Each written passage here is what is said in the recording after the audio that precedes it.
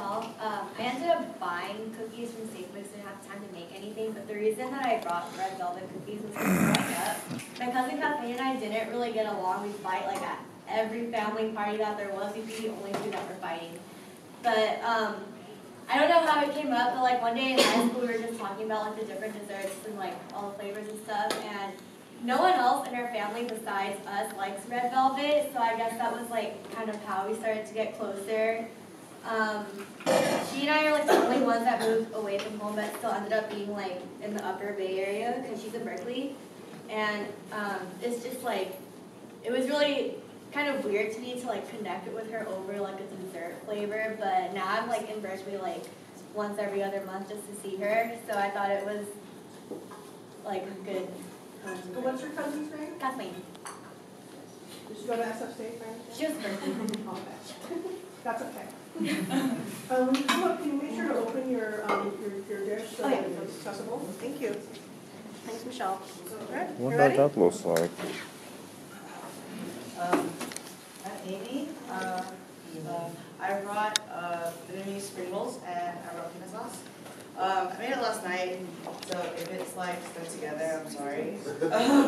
I don't have plastic wrap because I'm poor. I didn't buy any. But I made this dish because this is actually the first dish I made after moving away from home and my first instance of homesickness. So Vietnamese food here is terrible. So like, compared to San Jose, oh, it's so bad.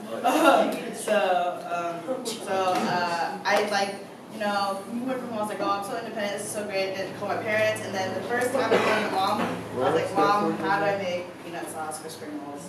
And so since moving away from home, I've started to cook more, and ever since that first instance, I have been translating her recipes and putting them down in the Google Doc. So I have like 50 recipes now, which is really nice. They're like part English, part Vietnamese, so like if I try to share the Google Doc to some people, I have to like translate it. But yeah, making spring rolls with my family, it would always be an activity and always be dinner really fun. And I mean, ideally it would have been really cool if we all made them together, but I made them by myself. So yeah, please enjoy. Also, I made 2 vegetarian for you, Professor. Oh, you did? Yeah. Where are they? The vegetarian versions? It's in this Whole Foods bag. Oh, thank you. Yeah. All right. I'm just eating the peanut sauce because yum. Yeah. Wow, no Hey, Brian, are kidding. you ready? Come on. Name's Ryan. So I brought pork adobo. I made it last night and then I warmed it up this morning. It looks I'm sorry, Brian, I missed it because I was getting my veggies. Oh, it's pork adobo, but it looks pretty bad. It doesn't look like what my dad makes. So Have you tasted it now? Does it taste good? no, it doesn't even taste like my dad's. Oh, So, I was trying to give you an out. it's okay. I picked this dish because it's like, yeah, this is my childhood, so it's like whenever I go home, this is what my dad makes when I first come home. So, yeah, that's pretty much it. So it was like my favorite food growing up, but you know, it's pretty bad for you, so don't eat too much of it. Brian, you gotta get something. Get a little something. Coleman, you ready? Yeah. Don't forget to take pictures, y'all. I know Lawrence is videotaping apparently, but it's still good to get everybody's pictures. Alright, so the dish I made was stir-fried rice with shrimp, and it's something that, growing up, I was a very picky eater, and I was very underweight too. And my mom was like, I only ate like the hella junk food and hella colorful shit from like wrappers, like inside like those wrappers. So her thing was that she put a lot of shit in the rice and just stir fry it, and all the colors sort of appealed to me as a kid. So I ended up eating it a lot more, and it became like a communal thing whenever I brought friends home, which is very rare. And whenever I bring them home, it was the first dish that she made for them, and it has been like the same recurring thing even when I brought home my college friends, so that was really dope. And I think connecting it all to like the whole I love you and have you eaten, like, I've never had that problem. Instead, I've had the problem in like past relationships. I didn't say I love you. It was more like, yo, have you eaten? Let's go get food, or I'll make food for you. So instead of like growing up wondering why my parents didn't say I love you, it was like, friends, family, ex-partners asking like, why didn't you say I love you to me? Like, I don't know. I will eat you, that's enough. Is that changing, or are you resisting the cultural domination of I love yous? I have a very twisted view of what love is, but I usually show it through food and just being there. What's your definition of love, Holly? I don't know, just family, ride or die. Like, if I'm there for you, I'm gonna be there for you forever. Like, until you do me wrong. So yeah. What's your epistemology? No. You just let her eat. The class is over. Just let me live. All right, who's next?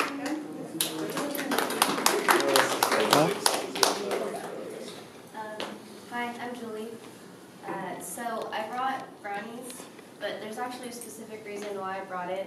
So I'm not really close with like much of my family. We have like a very arduous and very complicated, crazy relationship with basically like all of my family, except maybe like some of my siblings. And I have like a lot of siblings. I have like 5 brothers and like a sister. So there's like hella of us, you know. And it was just like basically a lot of us bouncing around in the house at all times.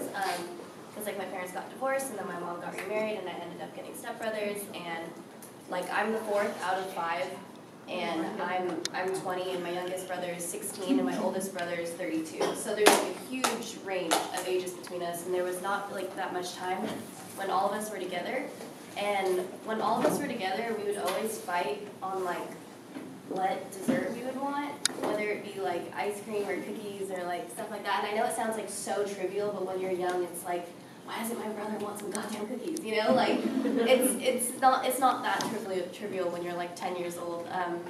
And I know you guys are gonna hate me when I say this, but like I'm not a fan of cookies, and so that like caused a big problem in my family. So yeah, like basically like my brothers and I decided that like we all like brownies, so like we would make brownies together when we were younger. Oh, Yeah. that's sweet, Julie. Thank you. By the way, if you notice that something hasn't been broken into yet, like be the first to start it so that folks will, you know, follow your lead. Also, you gotta eat up these spring rolls because shrimp don't last too long, right? So eat them, and they're very fresh and delicious right now. At least the vegetarian one is. I can't speak for it, no. Oh, Rachel, you're gonna start over to pass. I'm tired, man. Alright. So, hey guys, I'm Justin, y'all. So, I made, me and my mom made buko leche. Yeah, y'all can see it, huh? Anyway. So, in case if you don't know what that is, it's kind of like lychee mixed with some, well, lots of Cool Whip. So, and some jello. So, it's really good and it's really simple to make. It's really fast besides making the jello. And the reason why I chose this dish was one, because my parents and my family were all busy. Everyone's got a job, everyone's got hobbies. So we always like making dishes that are quick and easy to make. And buko lychee is one of them. And it's one of the dishes that we can like kind of indulge in because it's not, it doesn't look as unhealthy as like cake and cheesecake. But another reason why I chose it was because it's a really simple dish, and my parents would always make it as a kid. We'd always bring it to like birthday parties and potlucks. And then whenever I see it, or whenever I, you know, anything lychee, I just think of like all the times I was growing up when I was a kid. And it just takes me back. I mean, you know, removes the stress. Just chill, you know? Here's my mom, by the way. She's adorable. She's the one that in the graduation hat. What's your mom's name, Justin? Her name's Bessie. Beth? She's a saint.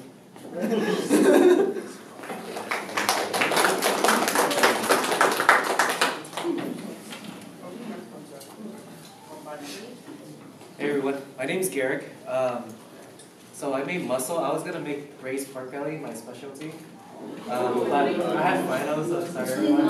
The way I make it, like if I make pork belly, I put like Sichuan spices, so it's like spicy and sweet, braised with Dr. Pepper and stuff. So next time. But I had to settle with what I have in the freezer. So I made mussels.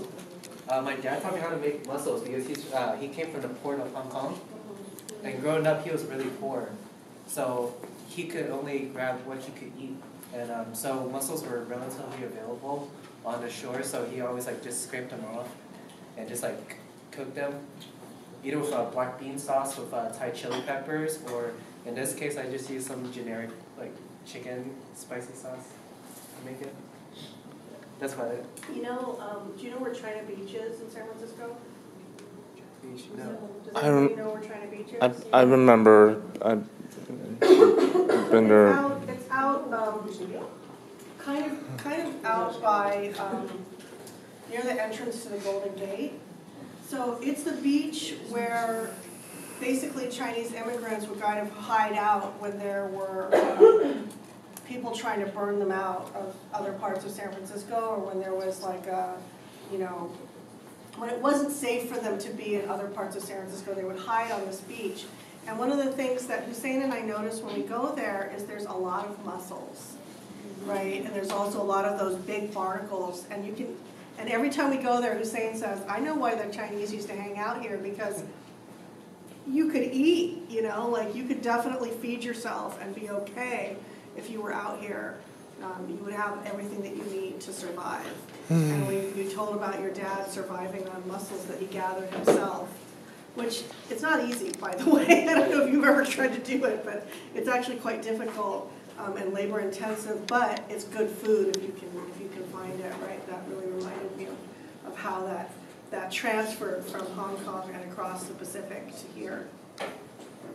So I go hunting for stuff like this sometimes. Do you? Yeah, but more for alimony, but it's like a little bit illegal. Don't record that. Oh yeah, don't get that too. That's not easy to do either. Do you dive? A little bit, yeah. You just use a crowbar. Okay. I don't know if you guys know this, but Garrick is a photographer. Do you guys know that? And he's been doing food photography. So excited. So maybe you should take some pictures of this food. Yeah, I care about it. It's final. Oh, you didn't bring your camera. Left it back on. All right. Thanks for your story, Garrick. Okay. Thank you. Sherry? Hi, I'm Sherry, and the food that I made is the cheese egg roll that I made this morning. And this food was like cooked by my housemate. Her name is Jasmine. Yeah. And actually this maybe get a little bit emotional because I'm like international student and I have been like coming to this like California alone. So friends are my family to me. I knew Jasmine for already like 5 years. We were really good friends before, but now the relationship has been changed a little bit because you know, when people know for quite a long time, there's problems start to pop up. And to me, she's just like my family. I saw how she get married, how she had her first child, and I'm the godmother. But now, like, all the relationship has changed, and I might have to like move out of her home, something like that. So this just remind me of like how happy and how wonderful my life in San Francisco and with her in America, because to me she's just like my family to me. So this dish reminds me of like love with like caring, things like that. So yeah.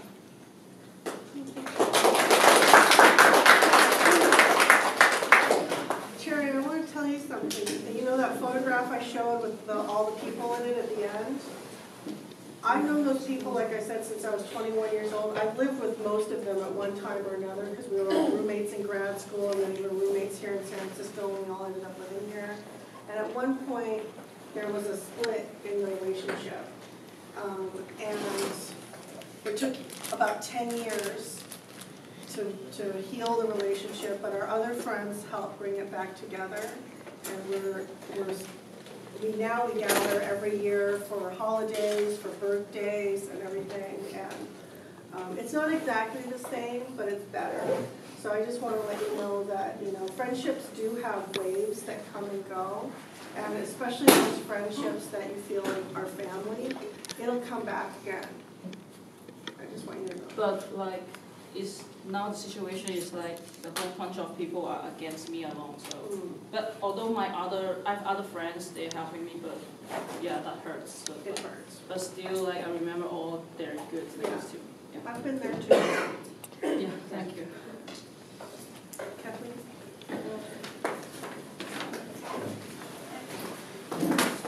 Sorry. I'm Kathleen. Today I brought bibingka, which is like a rice cake from the Philippines, and my mom and I made it last night. It's supposed to have like salted egg on the top and coconut, but I forgot topping. And the reason I brought it today, because when I was cooking it with her, I was like asking her about the dish, which I found out recently was something made for Christmas actually in the Philippines. And my dad and her, they were all W's in Kuwait, where I was born, and she would make bibingka and other Filipino dishes to remind her of home and being in the Philippines. Yeah, so that's why.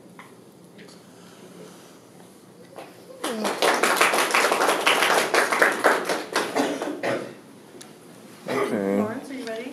Yeah, I'm ready. Maybe David can hold the camera for you? Who's gonna hold my camera? Yeah. Alright, so sometimes my so tilty sometimes. Hi, I'm Lawrence, and well, and that's where a couple of years ago my pawpaw made with peanuts. This one it was a coconut version made by me and my mom together. So I was inspired to make this dish this year for the Chinese New Year. Well, technically Lunar New Year because for politically correct reasons. But anyways, I ate this stuff when I was a kid with me and my little sisters, and we always come to my grandma's place.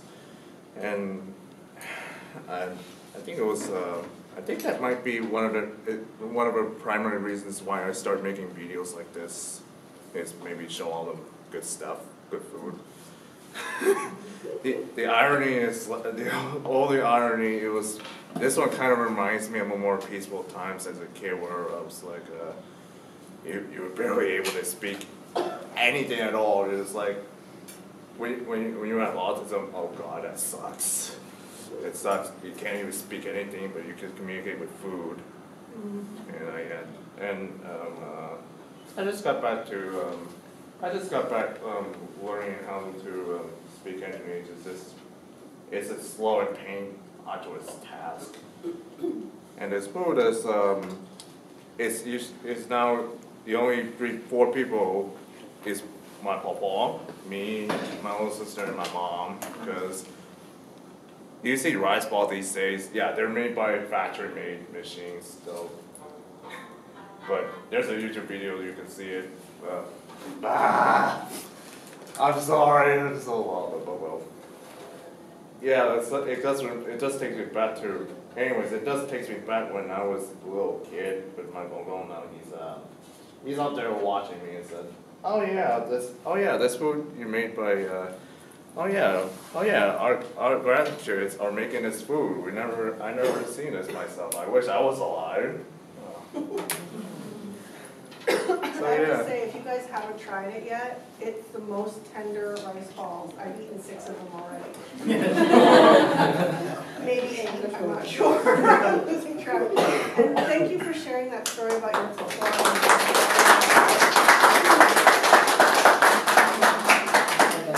I couldn't speak the same language as my Gong, so when I spent the summer in Bangkok when I was 23, every Saturday my uncle would take us out for like those fancy hotel buffets, you know. In Bangkok it was only $12 for like this all-you-can-eat thing for like 4 hours of just stuff in your face. And since I couldn't speak the same language as my Gong, we spent a lot of time like nodding at each other and going, like and saying that's a good thing, like, you know, go, it's over there, you know, and like directing each other to go find the good food. And that's like the only real time that I got to spend with him. and just knowing that he appreciated good food. So even when he was literally on his deathbed, the one thing that we heard was that he couldn't talk anymore, he couldn't really do anything, but he could still eat crab. Like that was like his thing, was that he loved to eat so much. And so part of, like, for me, loving to eat is connecting to those family members that you couldn't communicate with any other way. So I love the fact that you said that, Lawrence. That was very nice. Stuff like this gets transcended between past, present, and future, and you can usually use peanuts or coconut or anything. I don't want to use peanuts because I don't know even sure if anybody have allergies, but That's very thoughtful, but Yeah. just a hint, I tried some with the peanut sauce from Amy's dish, and it was really good. You can get creative too. Thanks, Lawrence. Want to go ahead and get some food? I'll hold all that. Okay, you come out. Hi everyone, I'm David. I didn't have time to cook as well because I was studying a lot, but I brought French cookies from Safeway, and the reason why I brought it was because it's my mom's favorite dessert. French cookies reminds me of Vietnamese desserts because back then the French had a huge influence on Vietnam, and it was just my mom's favorite dessert growing up. She grew up with that. The cookies was really similar to how she had it in Vietnam because it's really similar. And I don't know, yeah, I like the food too, and that's how me and my mom share a special connection. Even though everyone else is you don't say I love you and stuff like that, but it's just a way of connecting together is through food. And What's your mom's name? Trang. Yeah. You want to show us the cookies? Yeah. So those are the palmiers, right? Yeah. But I hope you guys enjoyed the cookies. Sorry I couldn't cook anything, but if I had to cook something, I would cook egg rolls. Because egg rolls and fish sauce That's the thing. Egg roll's so good. Yeah, thank you guys.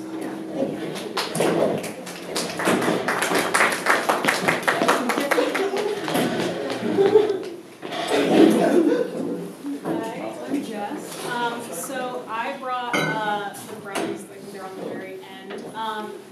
So originally I wanted to make sikwati, which is this, it's a drink that my grandma always made, my Filipino grandma. It was hot chocolate, but it was made with pure cocoa discs. And it was always very strong, and I was so used growing up to just Hershey syrup and milk, that was my chocolate, but then she slowly got me into this, and we always just kind of sit around and drink it with my myself. But I was talking to my mom when we first got this assignment, and I was like, oh, I want to make sikwati, and she's like, no. She's like, don't even go there, because I'll teach you over Christmas, but she doesn't even really know how to make it the way my Lola does, and there was no way she was going to be able to get my Lola on FaceTime and tell me over the phone how to make this properly. So I was like, what do I make instead? And I was really wanting to stick with chocolate because specifically with my mom, we have this really interesting relationship with chocolate with me and her. She growing up, she was always kind of making sure that I had a lot of sweet stuff to eat, and she always referred to herself as a chocoholic. Really basic.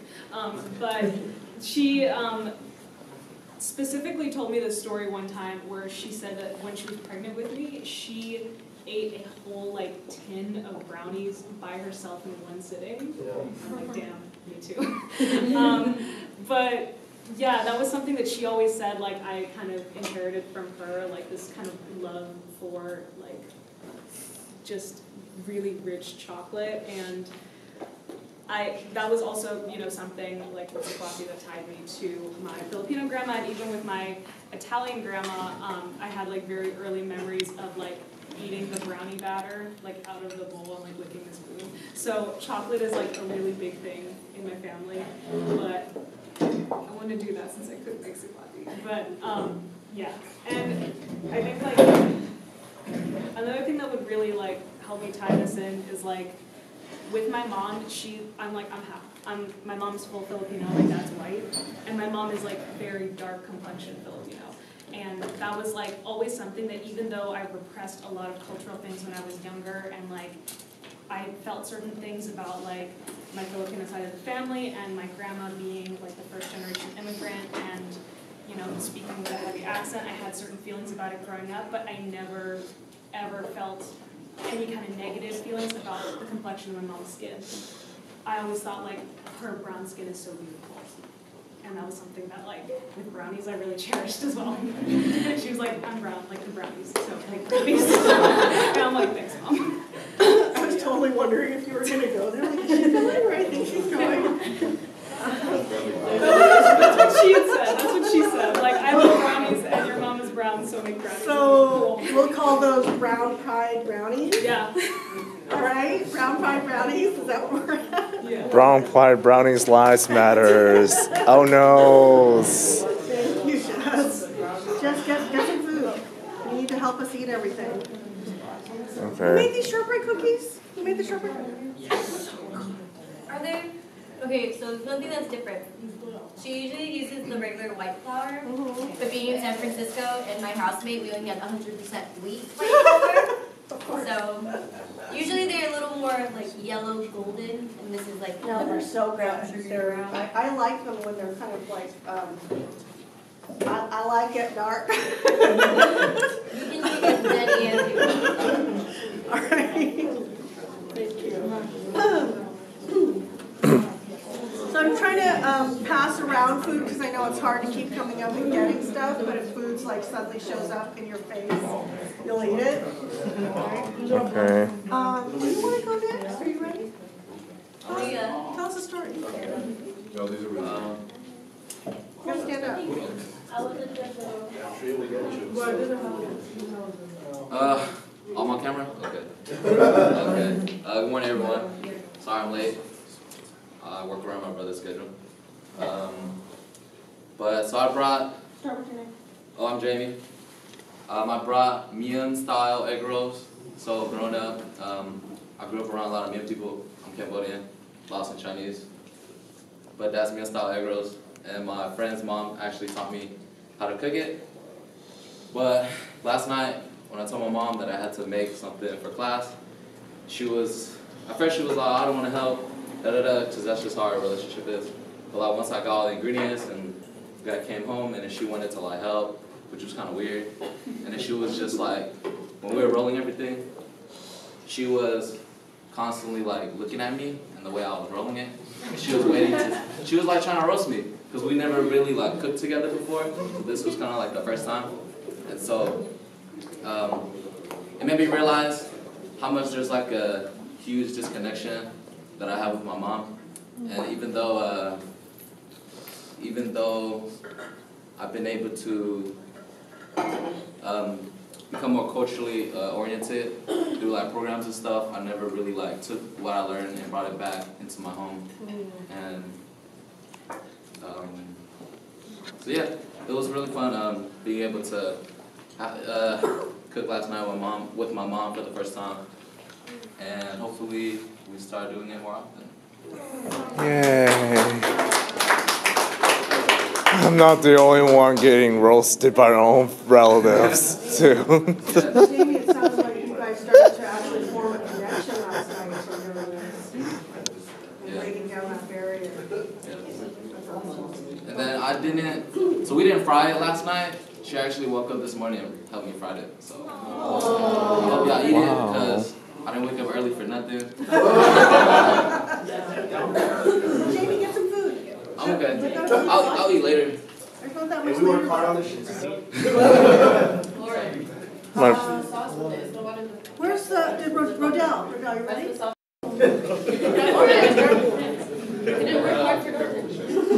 I made more, but then I was just too much. So I told my mom to just cut it in half. So yeah. That's smart. Yeah. Smart. Thank you. Hello everybody, my name is Rodell. I could have brought a specific dish. Like I was thinking in my head, ramen, because it really meant a lot as my grandma was when I was growing up with my grandma. She always would make breakfast. That would be that one morning breakfast that that she would make every time I wake up in the morning to go to school and in the morning at around like 8 o'clock in the morning and stuff like that. And there was also another dish that I think that really went to me because it's really not much. It wasn't being made or like prepared, but then like I would just sit down and they would just give me like a roll, specifically pandesal. It's a bread that I would eat. I would just toast it. That they would toast or I would toast, and sometimes I would like burn it by accident and toast and everything because like I was just like little like, but I still ate it. But I just took the burnt part out and everything, and yeah, it was just like so long ago. But then like I would also would warm hot chocolate, and I would dip like little pieces on it, and then like I would spend time with my cousins, spend time with my brothers, and then we were all doing the same thing, just like those little turds on the table, just like dipping bread in a hot chocolate. So those like the memories that I was bringing, because we will talk about like, oh, what we're gonna do now, we're like, we're gonna watch a movie or something, or we just like play around. And then like there were times that like uncles and aunts, my parents, they would sit down, they would eat their breakfast, and then that would be like my way to connect to them, but or just like eating in front of them. Didn't really like have much of conversation because like the lack of language where we couldn't really communicate too much with her, but then like that's the way we connected by just that Sunday stuff. So when I don't have specific fonts because there was like a specific store from San Jose that Bolero, and then like there was also specific Filipino stores that would have that specific pandesal that way. But then today I just got you guys a Hawaiian bread. Have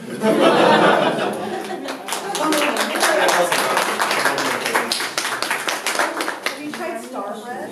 Star bread is great. I did not grow up with star bread when I was little, but when I moved up here, it's like, and then like my Filipino friends are like, oh, this is star bread, and then I'm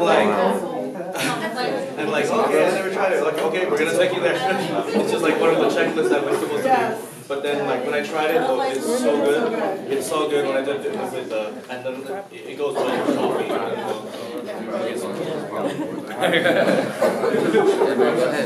Okay, y'all, while some of your classmates are getting seconds or thirds or whatnot, I want you to start thinking about your appreciation because that's what we're going to end with.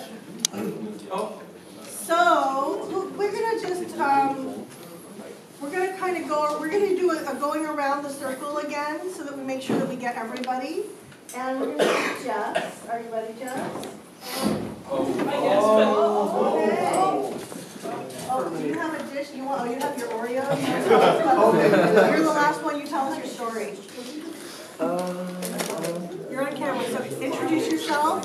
Shh. Introduce yourself and tell us your story. My name is Joey. I got Oreos. So I don't really have a dish that I would make for my mom, but I would make fried rice. But yeah, since I'm away from her, I don't really have the chance that I could do or have to make it. So I got Oreos instead. Tell us what your mom means to you.